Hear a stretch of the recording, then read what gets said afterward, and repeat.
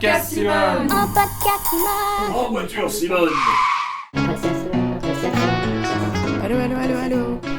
Bienvenue dans la deuxième partie de notre podcast consacré à la mixité et à l'égalité femmes-hommes, toujours avec Xavier Gauthier, autrice engagée pour la reconnaissance de l'émancipation des femmes, et avec les enfants des écoles d'Atismos. Humilié, dénigré, écrasé, discrédité, harcelé, cancellé, méprisé, insulté et blessé. Tu peux toujours tenter de museler, rien ne pourra jamais m'arrêter. Quelle sera, selon vous, la place de l'engagement féministe ces prochaines années ? Ah, mais je crois très important.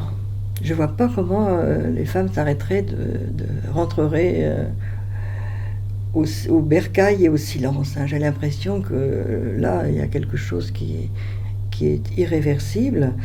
Alors, lutte féministe liée à d'autres luttes, bien sûr.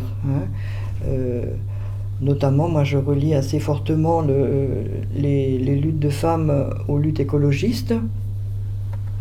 Bon, l'écoféminisme, c'est peut-être un mot un peu discutable, mais on s'aperçoit que dans les luttes écologiques, ce sont très souvent les femmes qui s'impliquent, notamment en Amérique du Sud, en Amérique centrale, en Inde. C'est souvent les femmes, d'ailleurs, parce que dans leur vie, c'est elles qui vont chercher l'eau, c'est elles qui ramassent le bois, c'est elles qui nourrissent les enfants. Et donc elles sont d'autant plus impliquées par la sécheresse, par le manque d'eau, par les difficultés, et donc peut-être c'est pour ça qu'elles s'impliquent davantage, mais c'est vrai qu'on a l'impression qu'il y a un lien qui peut se faire très facilement entre ces luttes-là. Je pense pas qu'il faille en tout cas les opposer, je pense que ça peut Moi je vois que ce qui est bien, c'est quand il y a une convergence des luttes. Et alors, les luttes antiraciales, décoloniales, on dit, je trouve que c'est pas suffisant parce que c'est pas seulement la colonisation, c'est le racisme de toutes sortes et dans tous les temps. Donc, les luttes contre le capitalisme qui produit justement ces catastrophes écologiques. Donc, je pense que tout ça se tient et je lis toujours avec un grand plaisir la lettre d'information que m'envoie la Marche mondiale des femmes, MMF. Ce sont des femmes vraiment de tous les pays, non pas de tous, mais enfin de certains pays dans le monde entier. Et elles font le lien constamment entre les luttes contre le patriarcat, contre le capitalisme, contre le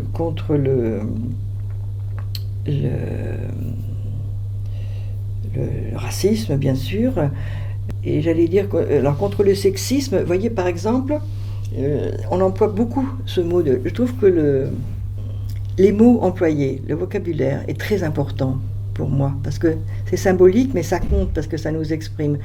Et je trouve qu'on emploie trop le mot sexisme, alors qu'on parle d'un sexisme contre les femmes, et il y a un mot en français, ça s'appelle la misogynie. Et je souhaiterais qu'on l'utilise davantage parce que là, c'est clair.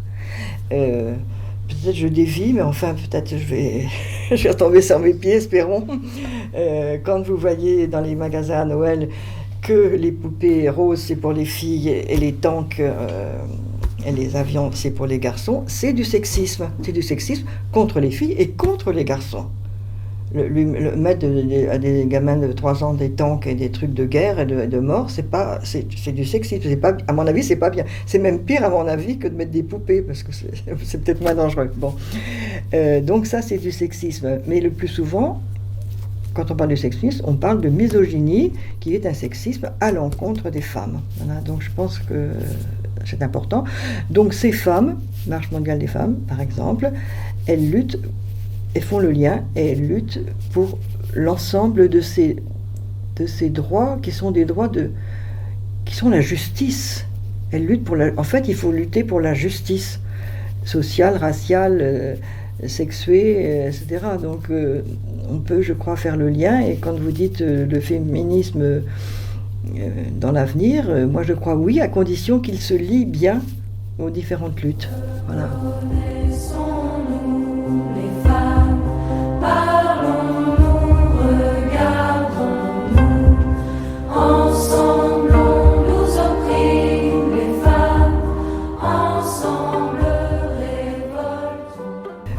que je vous lise quelque chose. Oui, avec plaisir.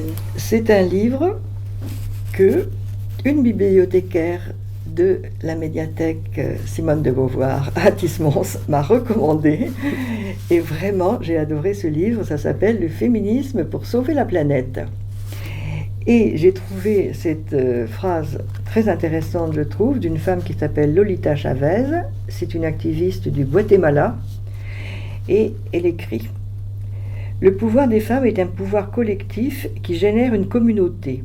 C'est ce qui fait peur aux partisans des politiques énergétiques, des politiques minières, des politiques de mondialisation. Nous menons des luttes, non seulement sur notre territoire, mais aussi dans nos propres vies, dans nos lits, dans nos maisons et nos communautés, car la violence n'a pas cessé. Nous devons continuer à lutter et à déclarer nos territoires exempts de violence, exempts de mines.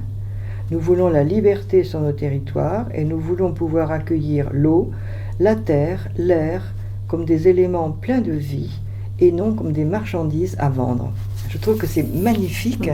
Et oui, j'ai oublié les luttes des peuples autochtones. Et ça va ensemble. C'est souvent dans ces peuples, d'ailleurs, que des femmes prennent la tête de cette protestation vitale. Conclure, oui.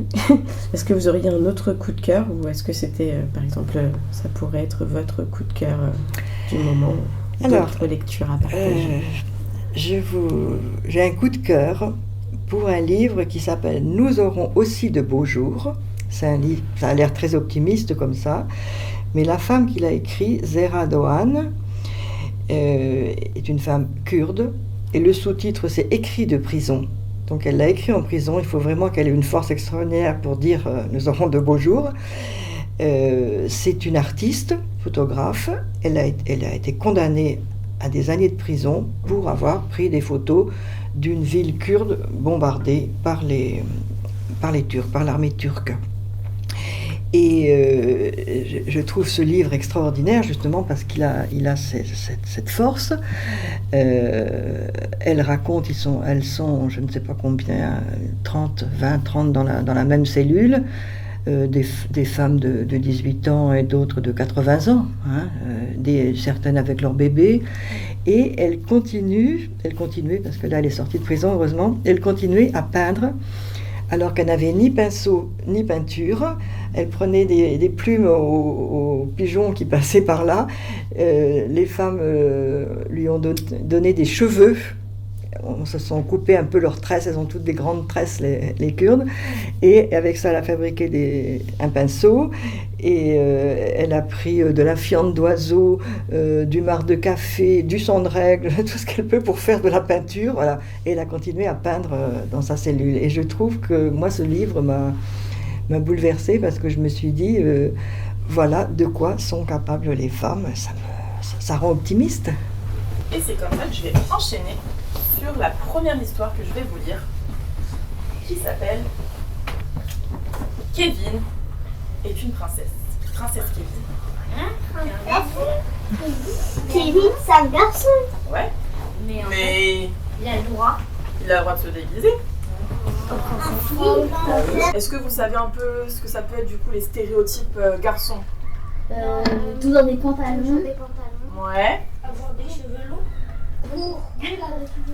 Un stéréotype de garçon, c'est du coup, c'est avoir les cheveux courts. Mais évidemment que les garçons peuvent avoir les cheveux longs. Les garçons, ils sont pas faire des coquilles. Les coquilles. Les garçons, ils sont pas se jouer à la guinette. Les garçons ont grand jeu avec les poupées. Les garçons grands se déguisent en princesse. Les garçons, ils ont le droit de se déguiser comme ils veulent. Il y a aussi ce que les hommes ne pouvaient pas faire, donc il y a très longtemps. Donc ils ne pouvaient pas s'occuper des bébés, ils ne pouvaient pas avoir peur ou être tristes, ils ne pouvaient pas devenir infirmiers, et ils ne pouvaient pas faire le ménage de la maison. Moi, je crois qu'il y a beaucoup d'hommes qui ne sont pas machistes et pour certains sont féministes. Et je trouve qu'on n'en parle pas assez. Comment s'appelle ce docteur Congolais, le Mingewe, qui répare les femmes. On a dit c'est l'homme qui répare les femmes, qui passe sa vie à essayer de réparer les femmes victimes de viols atroces, complètement démolies et physiquement et moralement dans la République dite démocratique du Congo, Nord Kivu, et il a passé sa vie à ça, et il est en danger lui-même parce qu'il fait ça. Alors, c'est un homme, pourquoi il fait ça ? Eh bien, je crois que vraiment, il y a des hommes qui se sentent complètement impliqués, et le docteur Foldes, qui répare les clitoris, qui répare les femmes qui ont été excisées. Il est allé en Afrique, il a vu ce que ça donnait, il a dit c'est pas possible, et il passe sa vie à ça. J'ai écouté une conférence de cet homme-là. Pourquoi il a fait ça ? Il n'est pas concerné directement. Eh bien, quand même, c'est impossible, c'est une injustice humaine. Et je crois qu'il y a quand même, alors il y a des hommes extraordinaires comme les deux que je viens de citer, mais je crois que beaucoup d'hommes sont tout à fait capables, même s'ils ne sont pas directement impliqués dans leur corps, par exemple, capables d'une empathie et de comprendre que le féminisme n'est pas la condamnation des hommes. Le féminisme est un humanisme qui permettrait que hommes et femmes puissent s'exprimer largement les uns et les autres. Moi j'ai une image qui me vient quelquefois. Si vous écoutez des chœurs d'hommes, par exemple les chants grégoriens, c'est uniquement des hommes, c'est très beau. Vous écoutez les voix bulgares, c'est uniquement des femmes, c'est très beau. Vous écoutez la 9e symphonie, hommes et femmes, c'est fabuleux. Donc moi, mon rêve, ce serait que hommes et femmes puissent, si je puis dire, chanter ensemble, à condition que les voix d'hommes ne couvrent pas les voix de femmes. Voilà, ça c'est un peu ça, le rêve. Et je pense que ça doit pouvoir se produire, parce qu'il y a des tas d'hommes qui seraient heureux de cela aussi. Je pense que ce serait un progrès pour eux.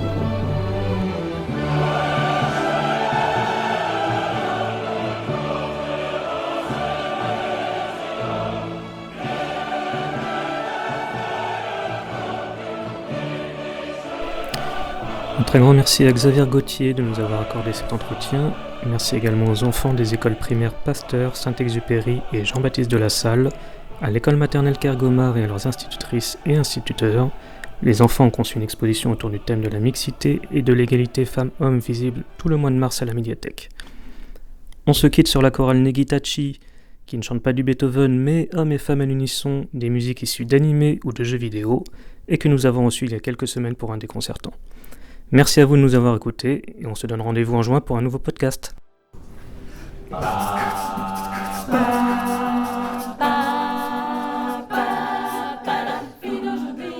Enfants de la forme, nous aimons rire et danser. Papa, viens de minuit, quand d'autres s'endorment, nous nous mettons pour la nuit. Papa, trois vives panthères qui, en un éclair, savent bondir sans un bruit. Papa, sœurs et solidaires sur terre ou en l'air, relevant tous les défis.